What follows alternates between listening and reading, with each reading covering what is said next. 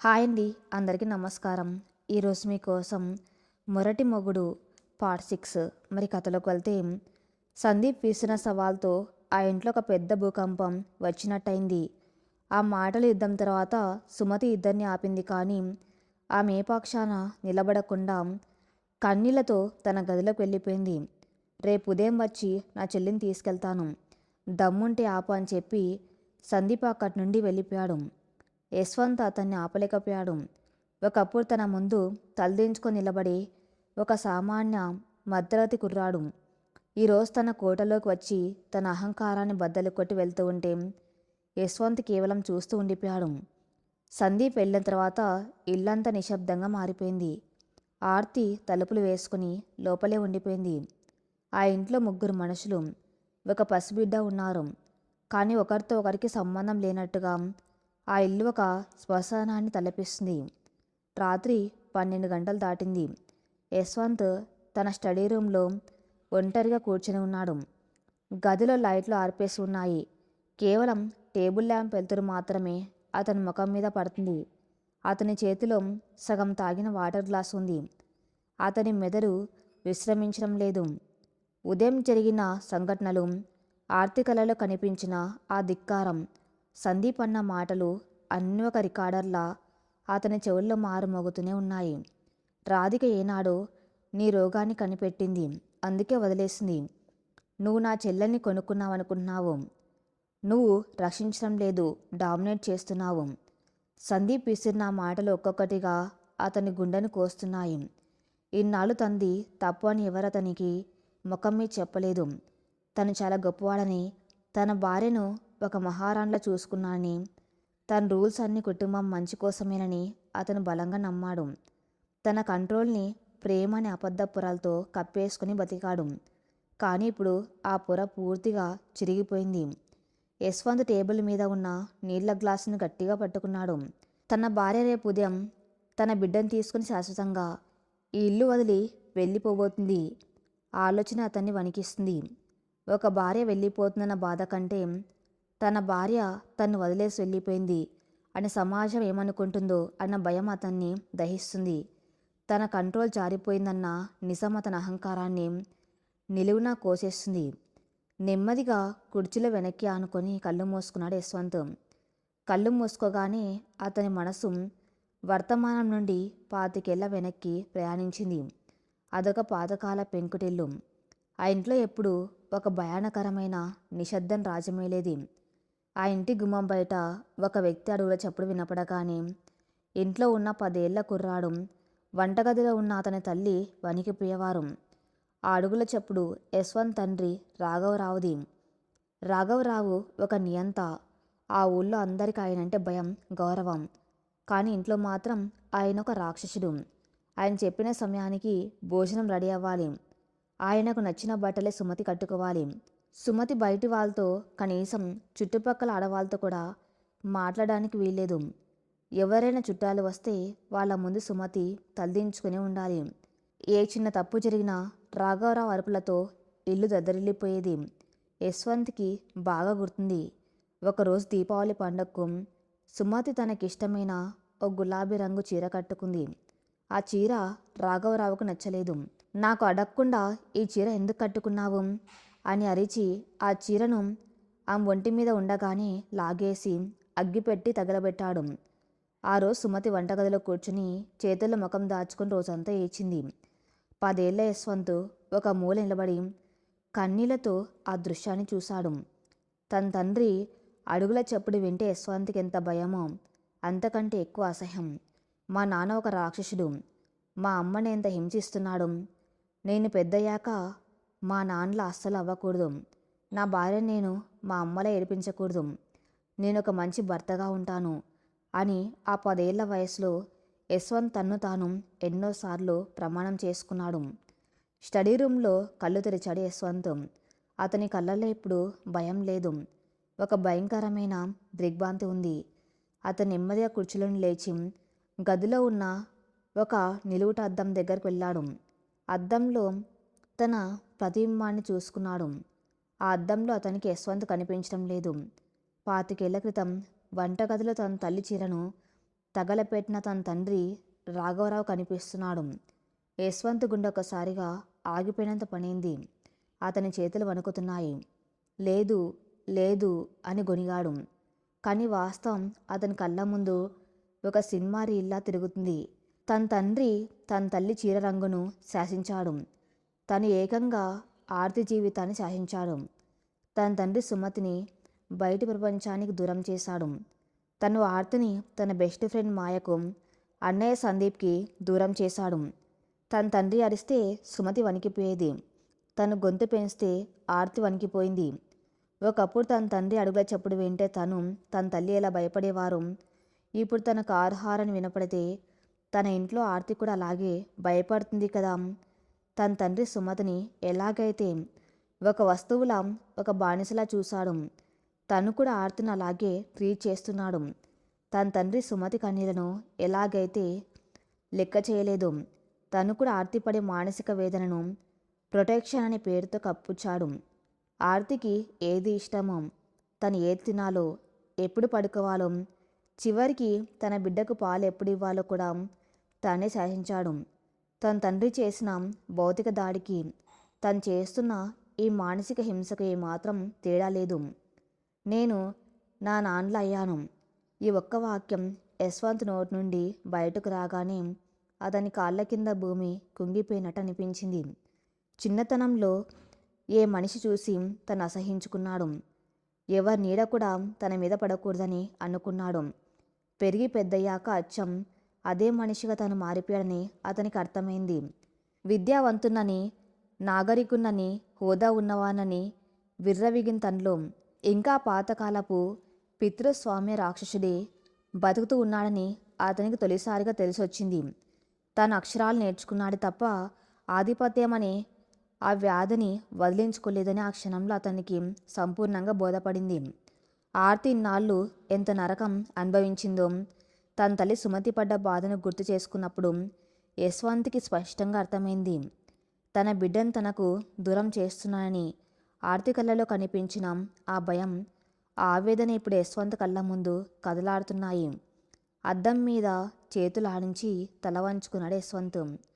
ఇన్నాళ్ళు తను కప్పుకున్న perfect husband, caring person అనే ముసుగులు పగిలి ముక్కలైపోయాయి. అతని అహంకారం ఒక పీక మేడలా కూలిపోయింది. తను ఒక సైకోని అని, ఒక నియంతని అని, తనలోని అభద్రత భావాన్ని కప్పుచ్చుకోవడానికి ఆర్తిని బంధించానని అతనికి అర్థమైంది.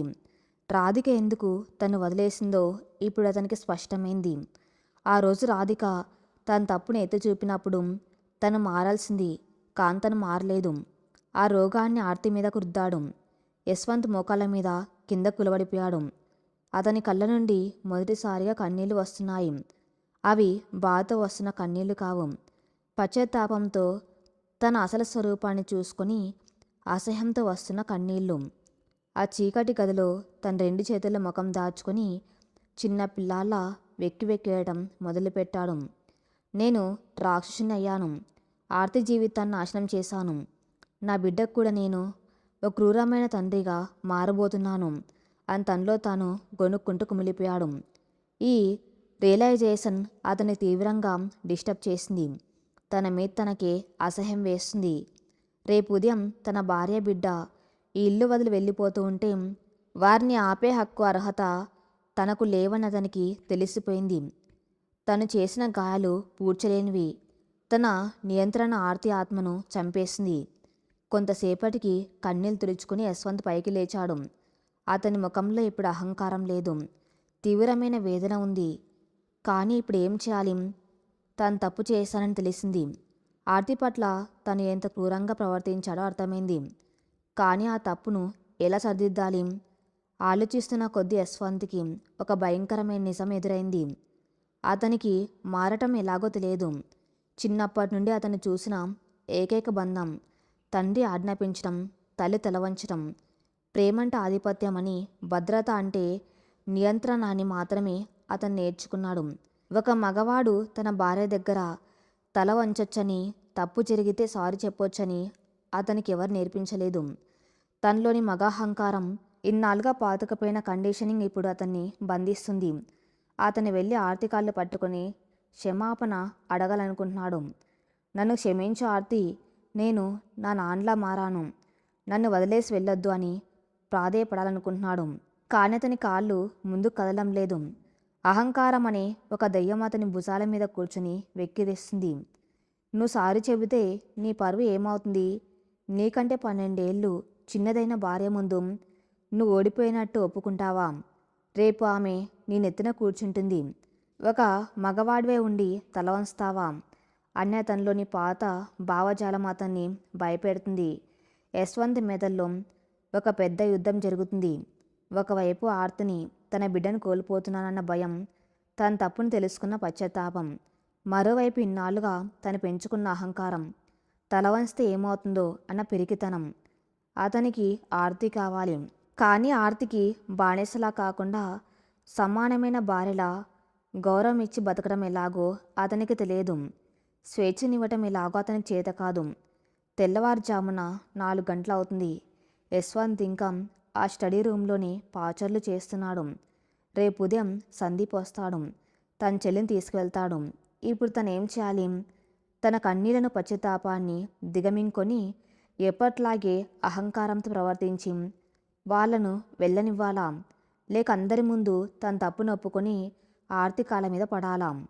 యశ్వంత్ తన తప్పును స్పష్టంగా గుర్తించాడు. తనొక నియంతలా మారానని, తన భార్యను మానసికంగా హింసించానని తన అంతరాత్మ సాక్షిగా ఒప్పుకున్నాడు.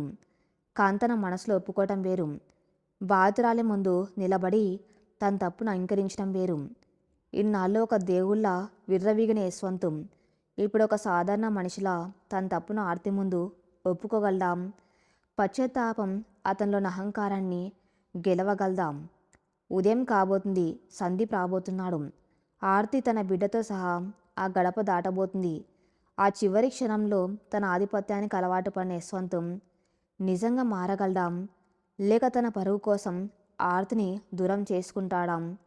విడిపోవడానికి సిద్ధమైన ఆ బంధం ఇప్పుడు ఒక నూలు పోగుపై వేలాడుతుంది. ఆదివారం ఉదయం సూర్యరశ్మి కిటికీల గుండా ఆ పెద్ద బంగ్లాలోకి ప్రవేశిస్తున్నాం.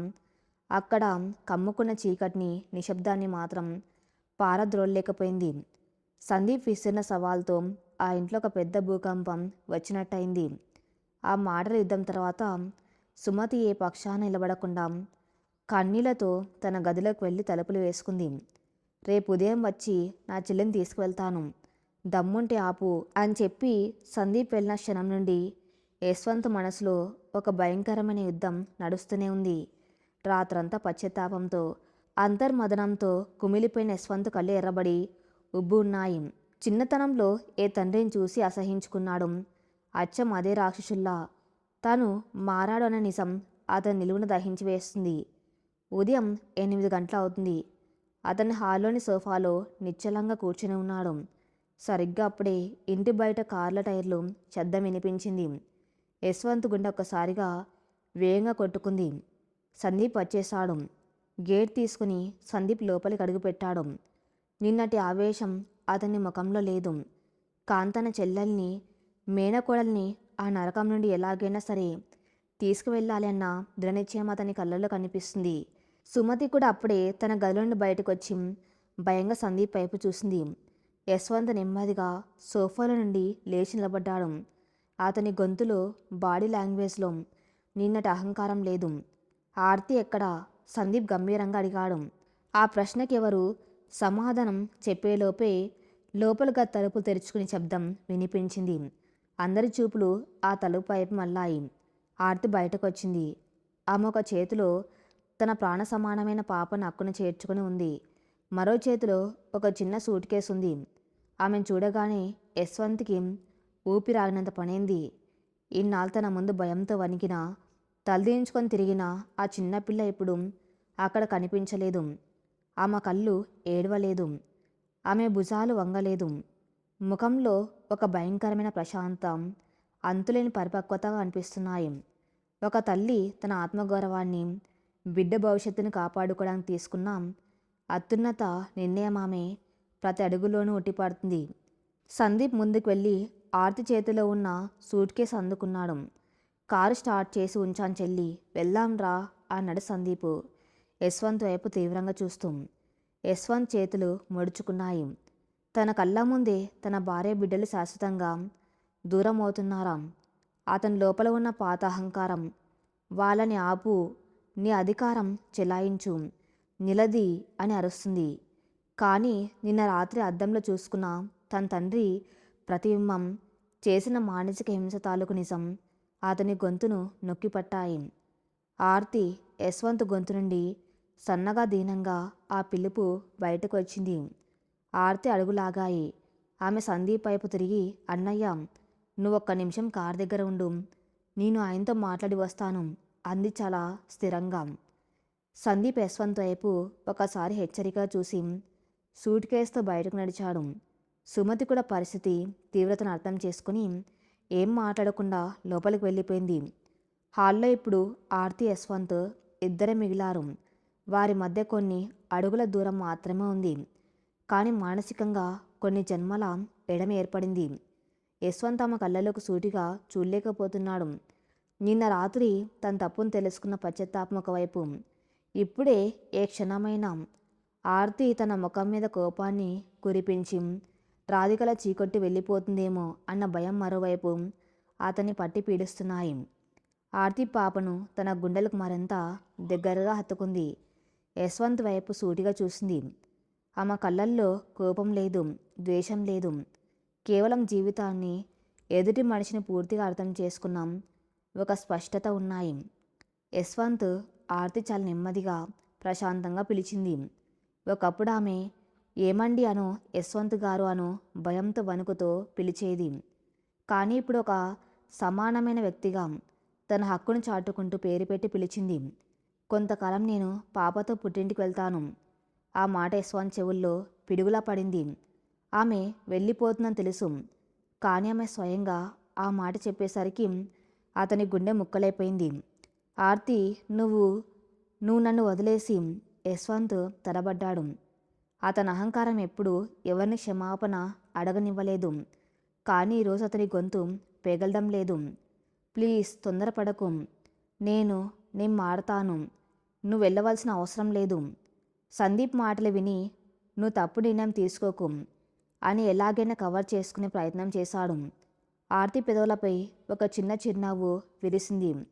ఆ నవ్వులో ఒక చేదు వాస్తవం దాగి ఉంది. ఇది అన్నయ్య నిర్ణయం కాదు యశ్వంత్, నా నిర్ణయం. ఇన్నాళ్ళు నువ్వు నన్ను ఒక పిల్లదాంట్లో చూసావు. నాకు లోకం తెలియదని, అనుభవం లేదని పదే పదే అవమానించావు. కానీ నిజం ఏమిటంటే నీకంటే నాకే ఈ బంధం విలువేంటో, సంసారం అంటే ఏంటో బాగా తెలుసు. ఆర్తి గొంతు మృదువుగా ఉన్నా అందులోని అర్థం చాలా బలంగా ఉంది. నువ్వు రాత్రంతా పడుకోలేదని నీ కళ్ళు చెబుతున్నా యశ్వంత్. ఇన్నాళ్ళు నువ్వు వేసుకున్న ఆ ముసుగు తొలగిపోయిందని, నీ రాక్షత్వం నీకు అర్థమైందని నాకు తెలుసు. కానీ కేవలం ఒక రాత్రి పశ్చాత్తాపంతో నువ్వు పూర్తిగా మారిపోతావని నేను నమ్మలేను. ఎందుకంటే నీ లోపల ఉన్న ఆధిపత్య రోగం ఒక్క రోజులో వచ్చింది కాదు. అది నీ రక్తంలో, నీ ఆలోచనల్లో ఇన్నాళ్ళుగా పాతుకపోయింది. దాన్ని వదిలించుకోవటం అంత సులభం కాదు. యశ్వంత్ షాక్తో ఆమె వైపు చూశాడు. ఆర్తికి ఇవన్నీ ఎలా తెలుసు? తన మనసులోని సంఘర్షణ ఆమె ఎలా చదవగలిగింది? ఆమె ఒక అమాయకురాలు కాదు, తనకంటే ఎంతో పరిణితి చెందిన స్త్రీ అని అతనికి అప్పుడే అర్థమైంది. ఆర్తి ఒక అడుగు ముందుకు వేసింది. నీకు ఆలోచించడానికి టైం కావాలి యశ్వంత్, నాకు కూడా. ఆర్తి, అంటే నువ్వు నాకు విడాకులు ఇచ్చేస్తున్నావా? రాధికలా నువ్వు కూడా నన్ను వదిలేసి శాశ్వతంగా? యశ్వంత్ కళ్ళల్లో ఒక అంతులేని భయం, పిరికితనం కనిపించాయి. లేదు యశ్వంత్, ఆర్తి వెంటనే సమాధానం ఇచ్చింది. ఆ సమాధానం వినగానే యశ్వంత్కి ఊపిరి ఆగినంత పనైంది.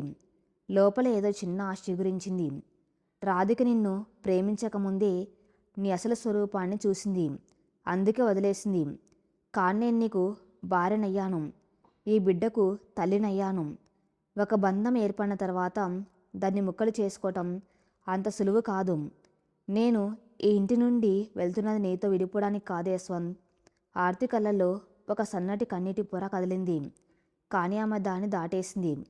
నేను ఒక భయస్థురాలిగా, నా వాయిస్ లేని ఒక బొమ్మగా ఈ ఇంట్లోనే ఉండిపోతే నువ్వు ఎప్పటికీ మారవు. నీ ఆధిపత్యం కింద నేను నలిగిపోతూనే ఉంటాను. నా బిడ్డకు ఒక పిరికి తల్లిగా మిగిలిపోతాను. అందుకే నేను వెళ్తున్నాను. నాకు ఆ ఊపిరాడని పంజరం నుండి బయటపడి స్వేచ్ఛగా గాలి పీల్చుకోవడానికి టైం కావాలి. నా ఆత్మగౌరవాన్ని నేను తిరిగి నిర్మించుకోవడానికి నాకు కొంత సమయం కావాలి. యశ్వంత్ మౌనంగా ఉండిపోయాడు. ఆమె చెప్పే ప్రతి మాట అక్షర సత్యం. ఇది సపరేషన్ కాదు యశ్వంత్, ఇది నాకు నీకు ఒక ఛాన్స్. ఆ ఒక్క వాక్యం హాల్లో ప్రధ్వనించింది. ఛాన్స్? యశ్వంత్ అయోమయంగా అడిగాడు. అవును ఛాన్స్. ఇన్నాళ్ళు నన్ను రక్షిస్తున్నాననుకొని నా ప్రతి కదలికను కంట్రోల్ చేశావు. ఇప్పుడు ఆ భ్రమ నుండి బయటకు రా. నువ్వు నిజంగా ఒక భర్తవి అని, ఒక తండ్రివి అని నిరూపించుకోవడానికి నీకు దొరికిన ఒకే ఒక ఛాన్స్ ఇది. నీలో ఉన్న రాక్షసుని చంపుకొని ఒక మనిషిగా మారడానికి నీకు దొరికిన సమయం ఇది. ఆర్తి గొంతులో ఇప్పుడు ఒక గొప్ప స్పష్టత ఉంది. నేను పుట్టింట్లో ఉంటాను. నా కూతుర్ని నా ఇష్ట ప్రకారం ఎలాంటి భయం లేని వాతావరణంలో పెంచుకుంటాను. నేను అక్కడ స్వేచ్ఛగా ఆలోచిస్తాను. నువ్వు ఇక్కడ ఒంటరిగా ఉండి ఆలోచించు. నీకు బానిస కావాలా, భార్య కావాలా, నీ పాదాల దగ్గర పడి ఉండే ఒక బొమ్మ కావాలా, లేక నీ పక్కన నడిచే ఒక భాగస్వామి కావాలా? నీ మగాహంకారం గొప్పదా, లేక నీ కుటుంబం గొప్పదా? ఈ ప్రశ్నలకు నీకు నువ్వే నిజాయితీగా సమాధానాలు వెతుక్కో. ఆర్తి మాటలు వింటూ ఉంటే యశ్వంత్కి తన స్థాయి ఏంటో అర్థమైంది. ఒకప్పుడు ఆమె వయసు తక్కువని, అనుభవం లేదని తను గేలి చేశాడు. కానీ ఆ 24 ఏళ్ల అమ్మాయి తన అహంకారాన్ని, తన జీవితాన్ని ఒక అద్భుతమైన కోణంలో విశ్లేషించింది. తాను కోల్పోతున్న భార్య విలువ ఏమిటో అతనికి సంపూర్ణంగా బోధపడింది. ఆర్తి, నేను మారతాను. నాకు నువ్వు కావాలి, పాప కావాలి. యశ్వంత్ గొంతు వణికింది. అతని కళ్ళల్లో కన్నీళ్లు సుళ్ళు తిరుగుతున్నాయి. నువ్వు మారతాను అని నాకు మాట ఇవ్వటం కాదు యశ్వంత్, నీకు నువ్వు నిరూపించుకోవాలి. ఆర్తి ఖచ్చితంగా చెప్పింది. నువ్వు నిజంగా మారిన రోజు, నీ అహంకారం పూర్తిగా చచ్చిపోయిన రోజు. నీ బిడ్డను భార్యను చూడ్డానికి నువ్వు నా పుట్టింటికి రావచ్చు. అప్పుడు నువ్వు నన్ను ఆర్డర్ చేయవు, ప్రాధేయపడతావు. ఆ రోజు నువ్వు చూసే ఆర్తి ఒక భయపడే బొమ్మ కాదు, ఒక స్వతంత్రమైన స్త్రీ. ఆ ఆర్తిని నువ్వు స్వీకరించగలిగితేనే మనం కలుస్తాం. ఆ మాటల్లో ఉన్న బలం ముందు యశ్వంత్ తలదించుకున్నాడు. ఇన్నాళ్ళు ఏ మనిషి ముందు వంగని ఆ ఆధిపత్య తల ఈరోజు తన తప్పును అంగీకరిస్తూ నేలవైపు చూసింది. తన భార్య తన్ను ద్వేషించడం లేదు, కానీ తన్ను మార్చడానికి అత్యంత కఠినమైన శిక్ష విధించిందని అతనికి అర్థమైంది. ఆర్తి వెనుతిరిగింది. ఆమె చేతిలోని సూట్ కేసు లేదు, కానీ ఆమె అడుగుల్లో లోకాన్ని జయించిన ఒక మహారాణి దర్పం ఉంది. పాపను గుండెలకు హత్తుకుని ఒకప్పుడు వణుకు తడుగుపెట్టినాం ఆ ఇంటి గడపను. ఈరోజు ఎంతో గర్వంగా, ఆత్మగౌరవంతో దాటింది ఆర్తి. కార్ డోర్ తెరిచి సందీప్ ఆమె కోసం ఎదురు చూస్తున్నాడు. ఆర్తి వెళ్ళి కారులో కూర్చుంది. యశ్వంత్ గేటు వరకు వచ్చాడు. అతని కాళ్ళు ముందుకు వెళ్ళడం లేదు. కారు స్టార్ట్ అయింది. అద్దంలోంచి ఆర్తి ఒకసారి కూడా వెనక్కి తిరిగి చూడలేదు. ఆమె చూపు భవిష్యత్తు వైపు, తన కూతురి స్వేచ్ఛ వైపు నిలిచి ఉంది. కారు ముందుకు కదిలింది. ఆర్తి వెళ్ళిపోయింది. ఒక ఆధిపత్య పంజరాన్ని బద్దలు కొట్టుకొని ఒక పక్షి స్వేచ్ఛగా ఎగిరిపోయింది. యశ్వంత్ ఆమెను ఆపడానికి ప్రయత్నించినా ఆపలేకపోయాడు. ఎందుకంటే అతనిలో పశ్చాత్తాపం ఉంది, కానీ ఆపగలిగే క్వాలిఫికేషన్ లేదని అతని అంతరాత్మకు తెలుసు. ఒకవేళ తన పాత అహంకారంతో బలవంతంగా ఆపి ఉన్నాం, ఇప్పుడు ఆర్తి అతని మాట విని ఉండేదా? ఖచ్చితంగా వినేది కాదు. యశ్వంత్ ఇంట్లో ఒక్కసారిగా తలుపు దాటి బయటకు వచ్చిన ఆర్తి ఇప్పుడు తన పుట్టింట్లో అడుగుపెట్టింది. ఆ పెద్ద బంగ్లాతో పోలిస్తే ఈ ఇల్లు చాలా చిన్నది. 10 గదులు, 4 పనివాళ్ళేరు. కానీ ఆ బంగ్లాలు లేని ఒక అద్భుతమైన వస్తువు ఈ చిన్న ఇంట్లో పుష్కలంగా ఉంది. అదే స్వేచ్ఛ. తను మోస్తున్న మానసిక సంఖ్యలను ఆ ఇంటి గుమ్మం బయట వదిలేసి ఓ కొత్త మనిషిలో తన గదిలోకి అడుగుపెట్టింది ఆర్తి. ఆ రాత్రి ఎన్నో నెలల తర్వాత కంటి నిండా ఎలాంటి భయం లేకుండా గాఢంగా నిద్రపోయింది. మరుసటి రోజు ఉదయం కిటికీలోంచి లేత సూర్యకిరణాలు ఆర్తి ముఖం మీద పడుతున్నాయి. ఎప్పట్లాగే ఉలిక్కిపడి లేవలేదామె. ఉదయం 5:30 గంటలకు మోగే యశ్వంత్ అలారం చప్పుడు లేదు. లేచి కాఫీ ఇవ్వు, నా చాటు ప్రకారం అన్నీ రెడీ చేయి అని శాసించే గొంతు లేదు. 6 దాటి 7 దాటి 8 గంటలు అవుతున్నా ఆమెనెవరు నిద్రలేపలేదు. నెమ్మదిగా కళ్ళు తెరిచింది ఆర్తి. పక్కనే తన చిన్నారి కూతురు ప్రశాంతంగా నిద్రపోతుంది. ఆ బిడ్డను చూడగానే ఆర్తి పెదవులపై ఒక స్వచ్ఛమైన చిరునవ్వు విరిసింది. గడియారం ముళ్ళుతో పని లేకుండా, యశ్వంత్ పెట్టిన టైం లిమిట్స్ లేకుండా తన బిడ్డను ఎంతసేపైనా చూసుకునే హక్కు, ఆ పసికందును గుండెలకు హత్తుకునే స్వేచ్ఛ ఇప్పుడు ఆమె సొంతం. సరిగ్గా అప్పుడే తలుపు నెట్టుకుని సందీప్ లోపలికి వచ్చాడు. చేతిలో వేడి వేడి ఫిల్టర్ కాఫీ ఉంది. గుడ్ మార్నింగ్ చెల్లి, లేచావా? ఇదిగో నీ కాఫీ అంటూ నవ్వుతూ కప్పు అందించాడు. ఆర్తి ఆ కాఫీ కప్పు తీసుకుని 2 చేతులతో పట్టుకుంది. ఆ వెచ్చదనం ఆమె చేతులకే కాదు, మనస్సుకు కూడా తగిలింది. కళ్ళల్లో నీళ్లు తిరిగాయి. ఏంటమ్మా మళ్ళీ ఏడుస్తున్నావు? కంగారు పడ్డాడు సందీపు. బాధ కాదన్నయ్య, ఆనందంతో. ఇన్నాళ్ళు కాఫీ తాగడం కూడా ఒక డ్యూటీ లాగే అనిపించేది. ఎందుకంటే అది ఆయనకు ఇష్టమైన టేస్ట్తో, ఆయనకు నచ్చిన టెంపరేచర్లో ఉండాలి. ఇప్పుడు నా కోసం ఒకరు కాఫీ తీసుకురావటం, దాన్ని నేను ప్రశాంతంగా కూర్చొని తాగటం నాకు మళ్ళీ జన్మనిచ్చినట్టుగా ఉంది అంది కన్నీళ్ళు తుడుచుకుంటూ. సందీప్ నవ్వి ఆమె తల నిమిరాడు. ఇకపై నీ జీవితంలో అన్నీ నీకు నచ్చినట్టు జరుగుతాయి ఆర్తి. ఎవరి ఆంక్షలుండవు. నువ్వు మనసారా బతుకు అని భరోసా ఇచ్చాడు. 2 రోజులు గడిచాయి. ఆర్తి పుట్టింటికి వచ్చిందని తెలుసుకున్న మాయ ఉరుకులు పరుగుల మీద వచ్చింది. ఇద్దరు స్నేహితురాలు కలుసుకున్న ఆ దృశ్యం చూసి సందీప్, ఆర్తి వాళ్ళమ్మ కూడా మురిసిపోయారు. మాయ నేరుగా వెళ్ళి ఆర్తిని గట్టిగా కౌగిలించుకుంది. ఆ తర్వాత పాపను చేతుల్లోకి తీసుకుని, హమ్మయ్య, నా కోడల్ని ఇన్నాళ్లకు నా చేతులతో నేను ఎత్తుకోగలిగాను. ఎంత ముద్దుగా ఉందో చూడు అంటూ సంబరపడిపోయింది. ఆ రోజంతా ఆర్తి కథలో వాళ్ళిద్దరి నవ్వులే వినిపించాయి. పాత కాలేజ్ రోజులు, వాళ్ళు చేసిన అల్లరి పనులు, సినిమాలు, సరదాలు అన్నీ మాట్లాడుకున్నారు. యశ్వంత్ ఇంట్లో ఉన్నప్పుడు ఆర్తి గట్టిగా నవ్వితే, ఇది పద్ధతి కాదు, అరిచి నవ్వొద్దు అని అతను కోప్పడేవాడు. కానీ ఇప్పుడు ఆర్తి కడుపుబ్బా నవ్వుతుంది. ఆ నవ్వుకు అడ్డుకట్ట వేసే ఆధిపత్యపు గొంతు ఆ ఇంట్లో లేదు. ఆర్తి, నువ్వెంత మారిపోయావో తెలుసా ఈ 2 రోజుల్లో? నీ ముఖంలో ఆ పాతకళ మళ్ళీ వచ్చేసింది. ఇన్నాళ్ళు నువ్వు ఒక ప్రాణం లేని బొమ్మలా ఉన్నావు. ఇప్పుడు నిజమైన ఆర్తిని చూస్తున్నాను అంది మాయ ఆనందంగా. ఆర్తి నవ్వుతూనే కొద్దిగా ఉద్వేగానికి లోనైంది. నిజమే మాయా అంది ఆర్తి దీర్ఘంగా ఊపిరి పీల్చుకుంటూ. నేనింతకాలం ఎంత సర్ప్రైజ్ అయ్యానో ఇప్పుడు అర్థమవుతుంది. ఆ 4 గోడల మధ్య ఉన్నప్పుడు అదే నా ప్రపంచం అనుకున్నాను. నా ఊపిరి ఆగిపోతున్నా అదే నా తలరాత అని సరిపెట్టుకున్నాను. నా బట్టలు, నా తిండి, నా నిద్ర, చివరికి నా నవ్వు కూడా నా కంట్రోల్లో లేదు. ఒక మనిషి స్వేచ్ఛను కోల్పోవటం ఎంత నరకమో ఆ జైలు నుండి బయటకు వస్తే కానీ నాకు తెలియలేదు. ఇప్పుడు చూడు, గాలి కూడా ఎంత స్వేచ్ఛంగా, ఎంత తేలిగ్గా అనిపిస్తుందో. మాయ ఆర్తి చేతులు పట్టుకుంది. నువ్వు చాలా ధైర్యవంతురాలివి ఆర్తి. రాధిక వదిలేసినప్పుడు ఆమె ఒంటరిది. కాన్ను ఒక బిడ్డను మోస్తూ ఆ రాక్షసుడి కళ్ళల్లోకి చూసి ధిక్కరించావు. నీ ఆత్మగౌరవాన్ని తిరిగి తెచ్చుకున్నావు. I'm proud of you. ఆ ఇంట్లో ఆర్తి తన కూతురితో గడిపే ప్రతి క్షణం ఒక ఉత్సవంలా మారింది.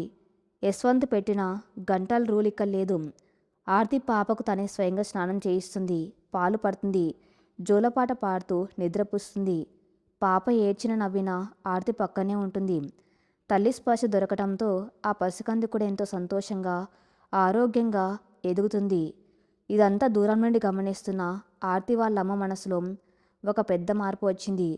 మొదట్లో ఆమె యశ్వంత్ పక్షానే మాట్లాడింది.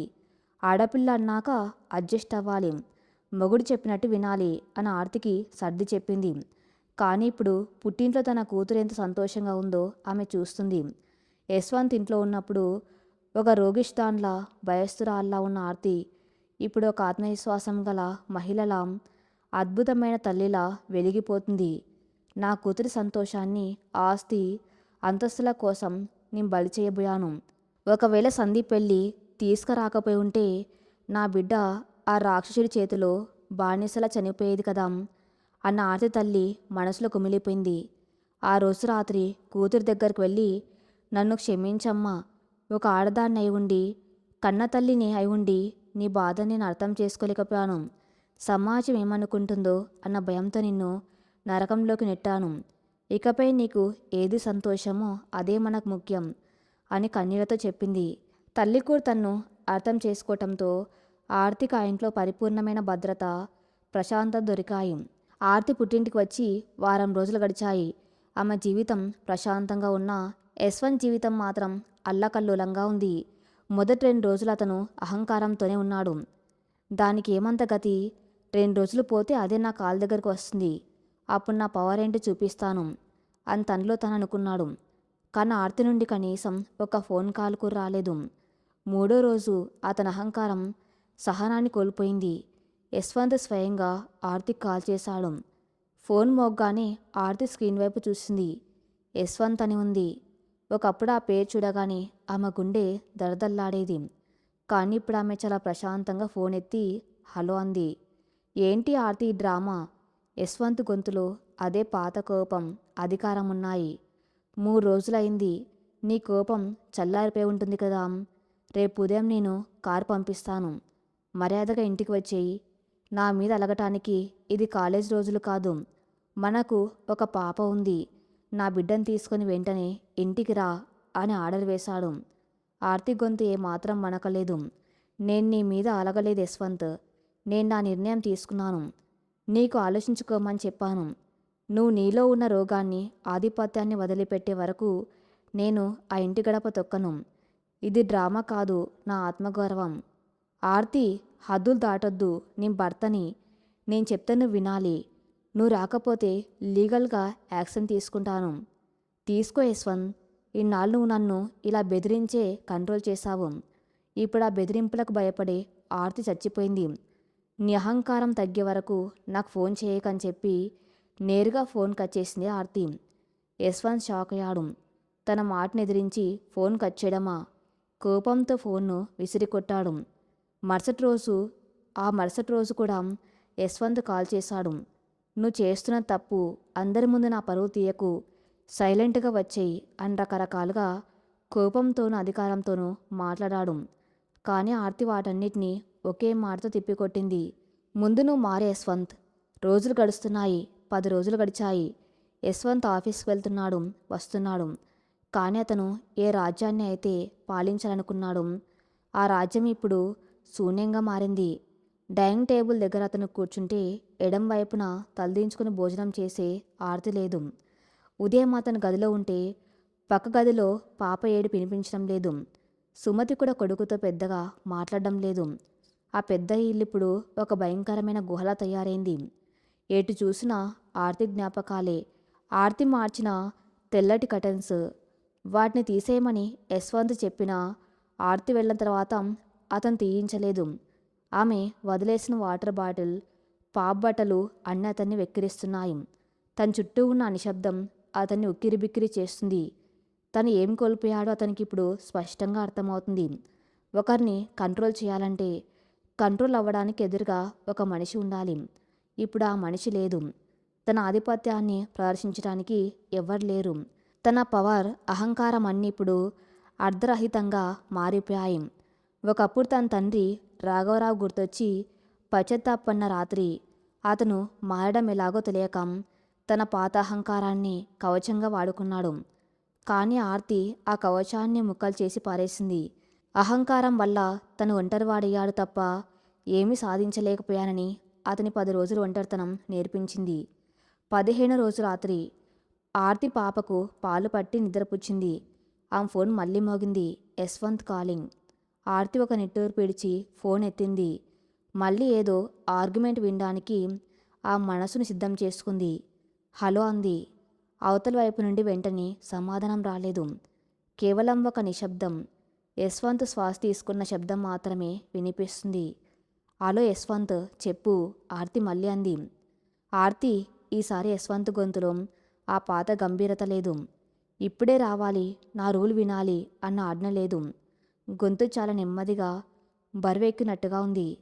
పాప ఎలా ఉంది ఆర్తి అడిగాడు యశ్వంత్. ఆర్తి కొద్దిగా ఆశ్చర్యపోయింది. ఇన్నాళ్ళు అతను పాప గురించి అడిగిన ప్రతిసారి నా బిడ్డ అని అహంకారంగా అనేవాడు. కానీ రోజు కేవలం పాప అన్నాడు. బాగుంది యశ్వంత్, ఇప్పుడే పడుకుంది అంది ఆర్తి. మళ్ళీ 10 సెకండ్ల పాటు నిశ్శబ్దం. ఆర్తి ఫోన్ కట్ చేయలేదు. అతను కూడా ఏం మాట్లాడలేదు. నువ్వు బాగున్నావా ఆర్తి? అతని గొంతు వణికింది. ఆర్తికి ఈ యశ్వంత్ కొత్తగా అనిపిస్తున్నాడు. నేను బాగున్నాను అని చిన్నగా బదులిచ్చింది. ఓకే, టేక్ కేర్ అని చెప్పి ఇంకేం మాట్లాడకుండా యశ్వంత్ ఫోన్ కట్ చేశాడు. ఆర్తి చేతిలో ఫోన్ పట్టుకొని అలాగే ఉండిపోయింది. ఆ తర్వాతి రోజుల్లో కూడా యశ్వంత్ కాల్స్ కంటిన్యూ అయ్యాయి. కానీ ఎక్కడా కోపం లేదు, రావాలి అన్న బలవంతం లేదు. రోజుకోసారి కాల్ చేయటం, ఒక నిమిషం పాటు పాప గురించి, ఆమె ఆరోగ్యం గురించి అడగటం, ఆ తర్వాత ఒక సుదీర్ఘమైన నిశ్శబ్దం, ఆ తర్వాత ఫోన్ కట్ చేయటం, అంతే. ఒకరోజు రాత్రి కాల్ చేసినప్పుడు ఆర్తి పక్కన పాప ఏడుపు వినిపించింది. పాప ఏడుస్తుంది ఆర్తి, ఏమైంది? యశ్వంత్ ఆందోళనగా అడిగాడు. ఏం లేదు యశ్వంత్, కొద్దిగా కడుపు నొప్పిగా ఉన్నట్టుంది, నేను చూసుకుంటానులే అంది ఆర్తి. సరే, డాక్టర్కి ఏమైనా కాల్ చేయమంటావా? నేను చెయ్యనా అని అడిగాడు. అందులో ఆర్డర్ లేదు. ఒక తండ్రిగా ఆరాటం, భార్యకు సహాయం చేయాలన్న తపన కనిపించాయి. నాకే అన్నీ తెలుసు అన్న అహంకారం ఆ మాటలో లేదు. ఆర్తికి స్పష్టంగా అర్థమవుతుంది. యశ్వంత్ కాల్స్ మారుతున్నాయి. అతని గొంతులో ఒకప్పుడు అణువణువున కనిపించిన ఆ కోపం, అధికారం ఇప్పుడు పూర్తిగా తగ్గిపోయాయి. కానీ ఆ కోపం తగ్గిన స్థానంలో, ఆ నిశ్శబ్దంలో వేరేదేదో వస్తుంది. ఏమిటది?